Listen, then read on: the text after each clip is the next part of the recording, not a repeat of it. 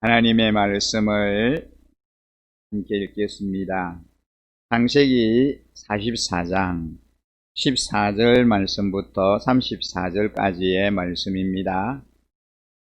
창세기 44장 14절 말씀부터 함께 읽겠습니다. 유다와 그의 형제들이 요셉의 집에 이르니 요셉이 아직 거기에 있었다. 그들이 요셉 앞에 나아가서 땅에 엎드리자 요셉이 호통을 쳤다. 당신들이 어찌하여 이런 일을 저질렀소? 나 같은 사람이 점을 쳐서 물건을 찾는 줄을 당신들은 몰랐소. 유다가 대답하였다. 우리가 주인 어른께 무슨 할 말이 있겠습니까? 무슨 변명을 할 수 있겠습니까? 어찌 우리의 죄 없음을 밝힐 수 있겠습니까? 하나님이 소인들의 죄를 들추어내셨으니 우리와 이 잔을 가지고 간 아이가 모두 주인 어른의 종이 되겠습니다. 요셉이 말하였다. 그렇게까지 할 것은 없소. 이 잔을 가지고 있다가 들킨 그 사람만 나의 종이 되고 나머지는 평안히 당신들의 아버지께로 돌아가시오. 유다가 그에게 가까이 가서 간청하였다. 이 종이 주인 어른께 감히 한 말씀 드리는 것을 용서하여 주시기 바랍니다. 어른께서는 바로와 꽃같은 분이시니 이 종에게 너무 노여워하지 마시기 바랍니다. 이전에 어른께서는 종들에게 아버지나 아우가 있느냐고 물으셨습니다. 그때의 종들은 늙은 아버지가 있고 그가 늙음하게 얻은 아들 하나가 있는데 그 아이와 한 어머니에게서 난 그의 친형은 죽고 그 아이만 있기 때문에 아버지가 그 아이를 무척이나 사랑한다고 말씀드렸습니다. 그때의 어른께서는 종들에게 말씀하시기를 어른께서 그 아이를 직접 만나 보시겠다고 데리고 오라고 하셨습니다. 그래서 종들이 어른께 그 아이는 제 아버지를 떠날 수 없으며 그 아이가 아버지 곁을 떠나면 아버지가 돌아가실 것이라고 말씀드렸습니다. 그러나 어른께서는 이 종들에게 그 막내 아우를 데리고 오지 않으면 어른의 얼굴을 다시는 못 볼 것이라고 말씀하셨습니다. 그래서 종들은 어른의 종인 저의 아버지에게 가서 어른께서 하신 말씀을 다 전하였습니다. 얼마 뒤에 종들의 아버지가 종들에게 다시 가서 먹거리를 조금 사오라고 하였습니다만 종들은 막내 아우를 우리와 함께 보내시면 가겠지만 그렇지 않으면 갈 수도 없고 그분 얼굴을 뵐 수도 없다고 말했습니다. 그러나 어른의 종인 소인의 아버지는 이 종들에게 너희도 알지 않느냐? 이 아이의 어머니가 낳은 자식이 둘뿐인데 한 아이는 나가더니 돌아오지 않는다. 사나운 짐승에게 배를 당한 것이 틀림없다. 그 뒤로 나는 그 아이를 볼 수 없다. 그런데 너희가 이 아이마저 나에게서 데리고 갔다가 이 아이마저 변을 당하기라도 하면 어찌하겠느냐. 너희는 백발이 성성한 이 늙은 아버지가 슬퍼하며 죽어가는 꼴을 보겠다는 거냐 하고 걱정하였습니다. 아버지의 목숨과 이 아이의 목숨이 이렇게 얽혀 있습니다. 소인이 어른의 종 저의 아버지에게 되돌아갈 때에 우리가 이 아이를 데리고 가지 못하거나 소인의 아버지가 이 아이가 없는 것을 알면 소인의 아버지는 곧바로 숨이 넘어가고 말 것입니다. 일이 이렇게 되면 어른의 종들은 결국 백발이 성성한 아버지를 슬퍼하며 돌아가시도록 만든 꼴이 되고 맙니다. 어른의 종인 제가 소인의 아버지에게 그 아이를 안전하게 다시 데리고 오겠다는 책임을 지고 나섰습니다. 만일 이 아이를 아버지에게 다시 데리고 돌아가지 못하면 소인이 아버지 앞에서 평생 그 죄를 달게 받겠다고 다짐하고 왔습니다.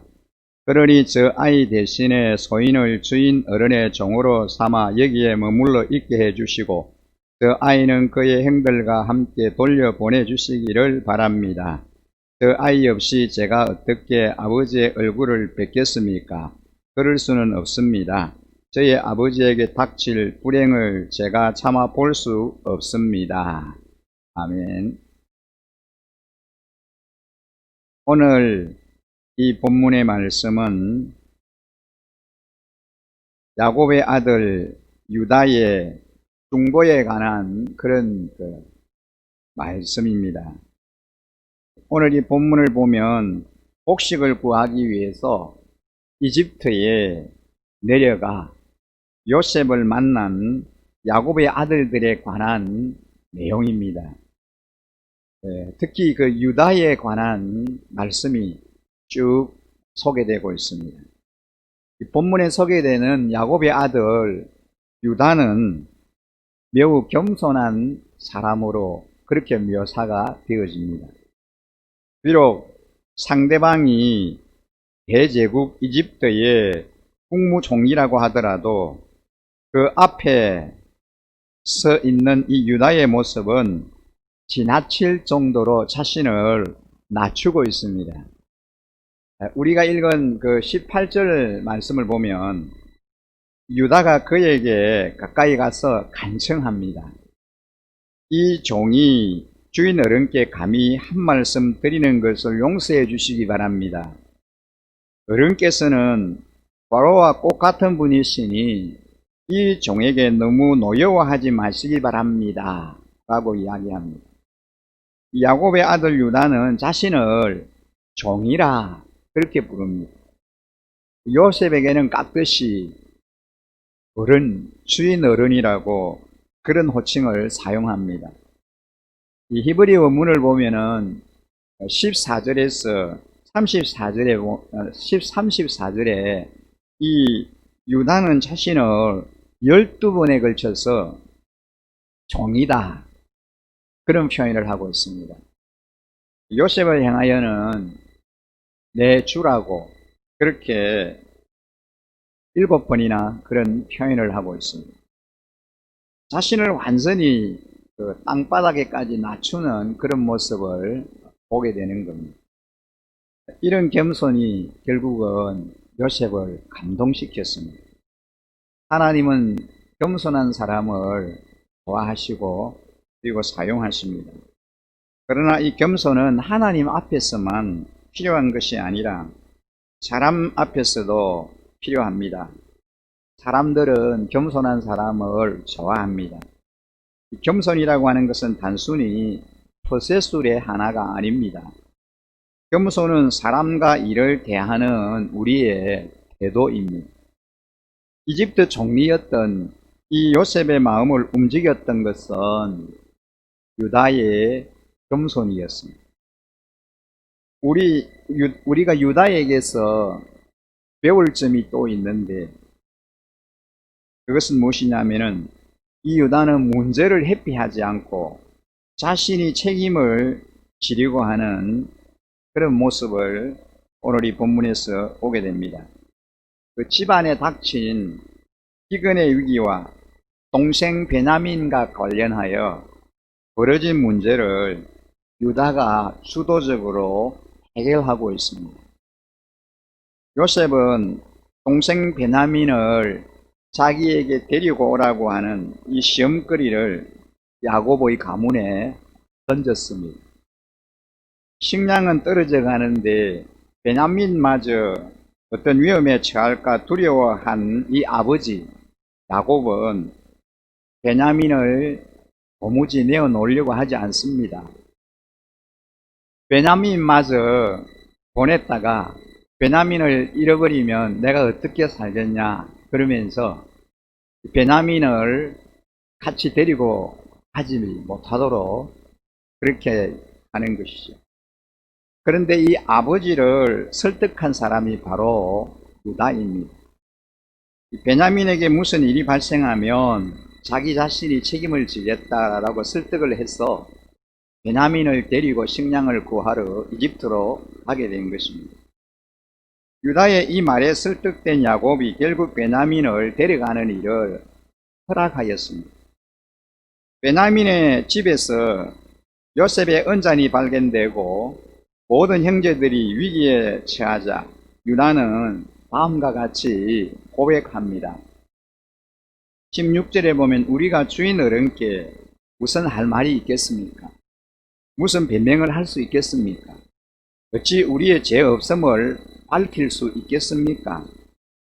하나님이 소인들의 죄를 들추어내셨으니 우리와 이 잔을 가지고 간 아이가 모두 주인 어른의 종이 되겠습니다. 유다는 하나님이 종들의 죄악을 적발하셨다라고 그렇게 얘기합니다. 베냐민의 죄가 아니고 모든 그 형제들의 죄이며 형제 의식을 발휘하고 있습니다.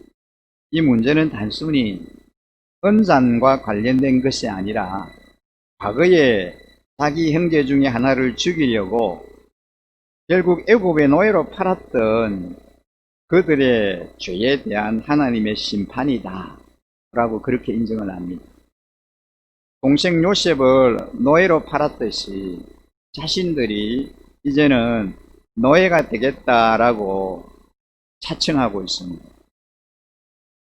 그의 잘못에 대해서 심판받고 그에 대한 책임을 지려는 자세가 있어야 우리는 과거에서 벗어날 수 있고 얽힌 문제를 풀어낼 수 있습니다. 요셉이 형제들을 다 평안히 돌려보내고 베냐민만 종으로 삼을 것이다 라고 말했을 때에 요셉을 설득하려고 주도적으로 나선 사람이 바로 유다였습니다. 18절에서 34절에 보면 유다의 긴 연설이 소개됩니다. 아버지에 대한 사랑과 형제에 대한 사랑을 절절하게 느끼게 만드는 그런 명연설입니다. 사실 유다는 요셉을 이집트에 판 장본인이기도 합니다. 르우벤을 제외한 모든 형제가 요셉을 죽이려고 하자 그때 유다가 이런 제안을 했습니다. 긍정적으로 동생을 살리려는 유다의 의도였다고 해석할 수 있습니다.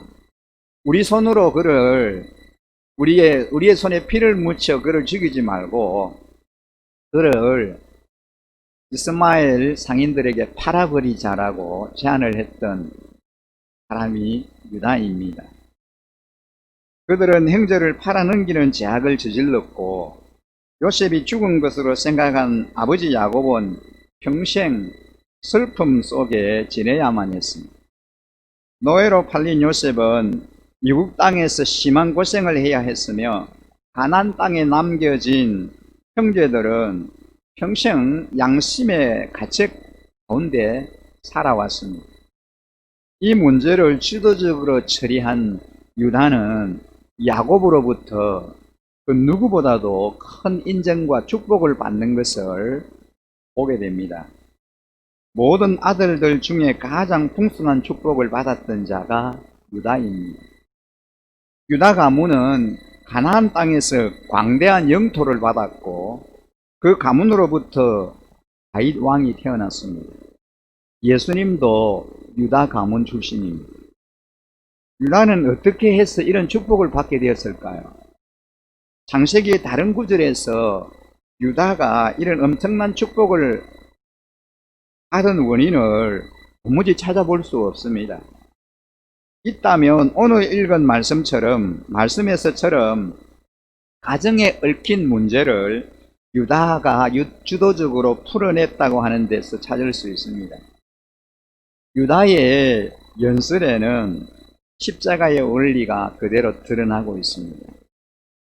십자가는 공감하는 마음입니다.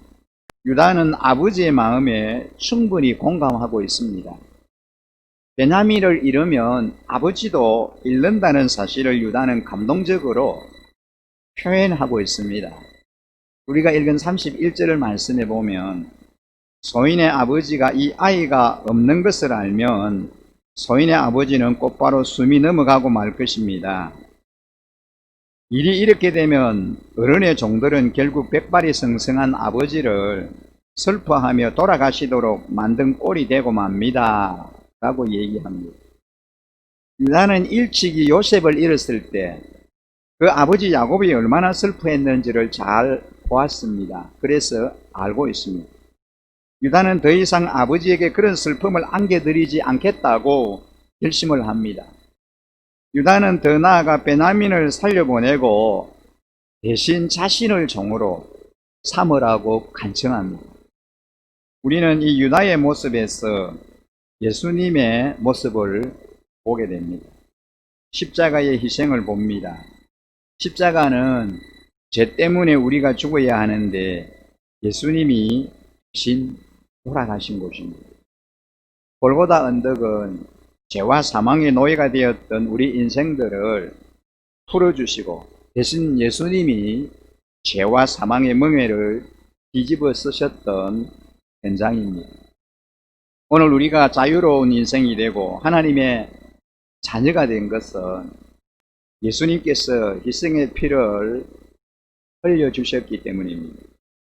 유다는 구약에서 십자가의 원리가 무엇인지를 우리에게 잘 보여줍니다. 그러니 인간은 감사할 수밖에 없는 존재이죠. 우리는 누군가의 희생을 통하여 살고 있기 때문입니다. 이런 은혜를 안다면 더 이상 이기적으로 살아서는 안 될 겁니다.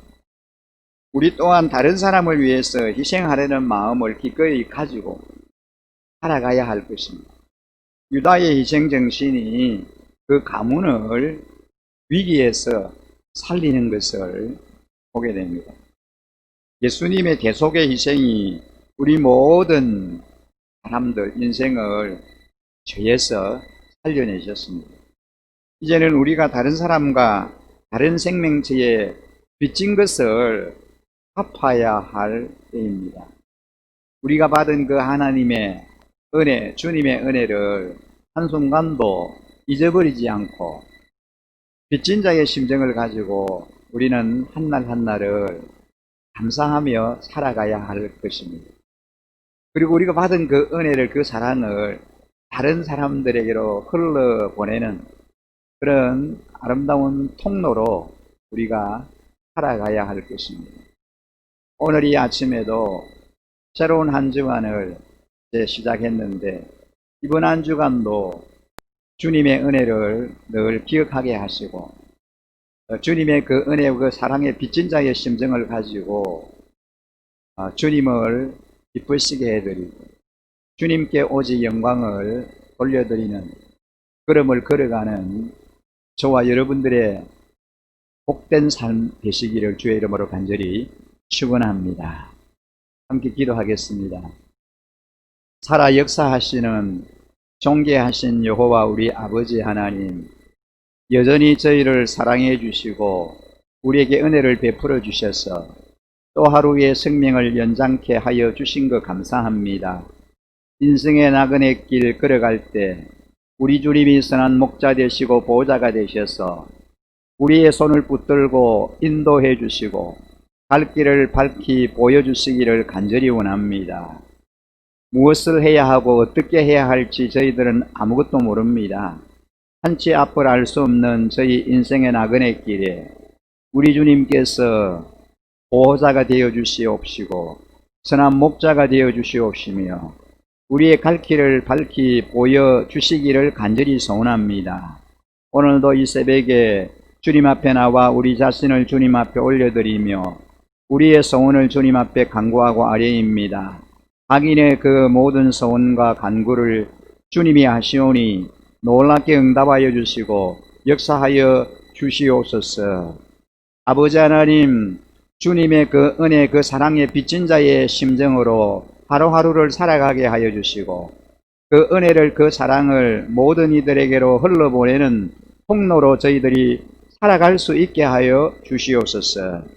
하나님 아버지, 우리 앞에 가로놓여 있는 여러 가지 당면한 그 문제들을 안고 중보하며 기도할 때에 우리의 그 부르짖음이 하늘 보좌에 상달되게 하시고 아름다운 응답으로 우리에게 임하여지게 하여 주옵소서. 아버지 하나님, 우리 앞에 있는 이 나라와 이 민족이 안고 있는 총체적인 그 문제를 잘 극복하고 이겨낼 수 있는 믿음의 사람들이 되기를 원합니다. 또한 하나님, 중보의 기도의 용사들이 되기를 원합니다. 결렬된 틈을 막았으며 성 무너진 데를 막아서는 중보기도의 용사가 되게 하시고 이가 날카로운 타작기계와 같은 중보기도의 전사가 되게 해주시기를 원합니다. 하나님, 우리가 이 민족을, 이 백성들을 우리의 마음에 끌어안고 기도함으로 하나님이 긍휼을 베풀어 주시고 자비를 허락하여 주셔서 정체적인 위기에서 벗어나게 하시고 일상의 삶으로 돌아갈 수 있도록 하루속히 하나님께서 놀랍게 역사하여 주시옵소서.